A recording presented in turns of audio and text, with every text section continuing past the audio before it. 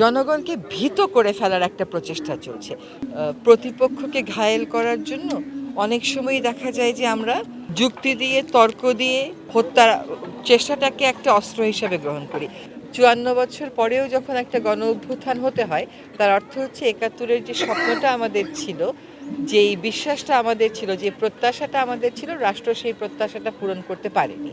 একটা টেন্ডেন্সি খুব দেখি যে আপনারা ব্যর্থ কিনা, আপনারা সফল কিনা। একটা ১-১.৫ বছরের সরকারের ব্যর্থ আর সফলতার গল্পটা একটু অন্যভাবে বিচার করতে হবে, এই জন্য যে আমরা যখন রাষ্ট্র পরিচালনার দায়িত্বটা নিয়েছিলাম, তখন একেবারে ভেঙে পড়া একটা অবস্থা থেকে আমরা কাজটা শুরু করেছি। প্রত্যাশা ছিল একটা শোষণমুক্ত বৈষম্যহীন সমাজ ব্যবস্থার। তো অনেক বছর পরে এখন আবার মনে হচ্ছে যে ওই জিনিসগুলো আমরা অ্যাচিভ করতে পারি নাই বলেই তো গণ অভ্যুত্থান হলো, পারি নাই বলেই তো বিপ্লবটা হলো।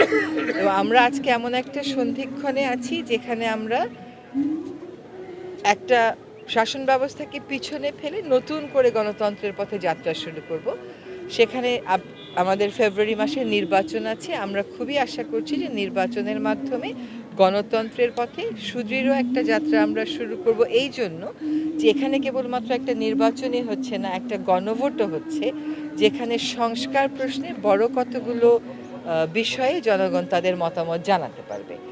এখন তার উপর নির্ভর করে গণতন্ত্রের যাত্রাটা এবার পরিবর্তিত আকারে শুরু হতেই পারে। এটা তো সত্য কথা যে ৫৪ বছর পরেও যখন একটা গণ অভ্যুত্থান হতে হয়, তার অর্থ হচ্ছে ৭১-এর যে স্বপ্নটা আমাদের ছিল, যেই বিশ্বাসটা আমাদের ছিল, যে প্রত্যাশাটা আমাদের ছিল, রাষ্ট্র সেই প্রত্যাশাটা পূরণ করতে পারেনি।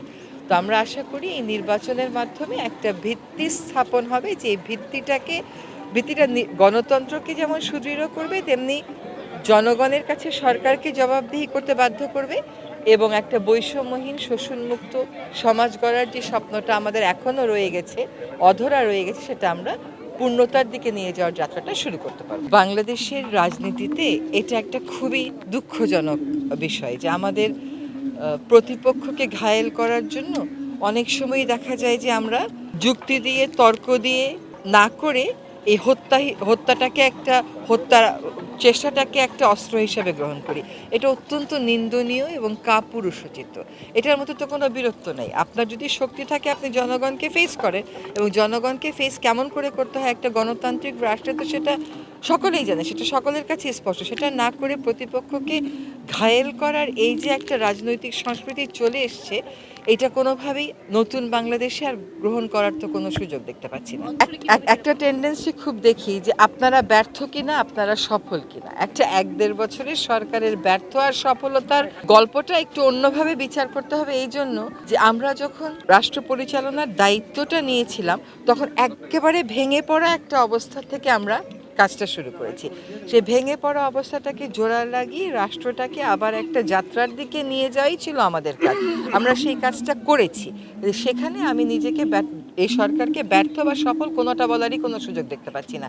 এই সরকার তখনই সফল হবে যখন দেখা যাবে যে উদ্দেশ্য নিয়ে এই সরকারের যাত্রাটা, একটা সুষ্ঠু নির্বাচন, বিচার করা এবং সংস্কার করা, সেগুলো কাজ শেষ পর্যন্ত গিয়ে আমরা সফল হব। আর একটা কথা হচ্ছে যে নিরাপত্তা দেওয়ার যতটুকুন স্বাভাবিক প্রস্তুতি থাকে, সবটুকুন স্বাভাবিক প্রস্তুতি আমাদের আছে। কিন্তু এখন দেখা যাচ্ছে সাম্প্রতিক সময়ের আঘাতটা দিয়ে যে স্বাভাবিক প্রস্তুতির চাইতেও বেশি কিছু আমাদেরকে নিতে হবে, কারণ প্রতিপক্ষ আরও বেশি সংগঠিত এবং সে পিছন দিক থেকে আঘাত করছে। এই যে পিছন দিক থেকে আঘাত, এটার বিপরীতে আমাদেরকে আরও বেশি ব্যবস্থা গ্রহণ করতে হবে, এবং গ্রহণ করছি। আমরা নিরাপত্তা আরও জোরদার করছি। আমাদের প্রচেষ্টা হচ্ছে সুষ্ঠু একটা নির্বাচন হবে। আমাদের প্রচেষ্টা হচ্ছে স্বতঃস্ফূর্তভাবে লোকে ভোট দিতে পারবে। আমাদের প্রচেষ্টা হচ্ছে শান্তিপূর্ণভাবে লোকে ভোট দিতে পারবে। এখন এইটাকে ব্যাহত করার জন্য তো একটা শক্তি সমাজে কাজ করছে।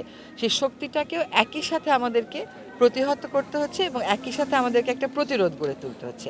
আমাদের প্রত্যাশার জায়গা থেকে আমরা বলে দিতে পারি যে আমরা শান্তিপূর্ণ, সুষ্ঠু, স্বতঃস্ফূর্ত একটা নির্বাচনের দিকে তাকাচ্ছি। অবশ্যই এটার বিপরীতে এখন দেখতে পাচ্ছি আরও বেশি প্রকট করে যে প্রতিপক্ষ যে আঘাতগুলো হানছে, সেগুলো আসলে রক্তাক্ত একটা সংঘাতময়, তা সেটার জন্য আমাদেরকে এখন বাড়তি প্রস্তুতি নিতে হচ্ছে।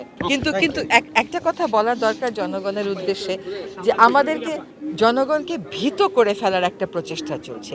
সরকারের দায়িত্ব হচ্ছে জনগণকে আশ্বস্ত করা, যাতে করে জনগণের মধ্যে এই ভয়ের সংক্রমণটা না হয়। আমরা আমাদের জায়গা থেকে সাধ্যমতন সেই চেষ্টা করে যাচ্ছি। Next level, well done, side by side, free.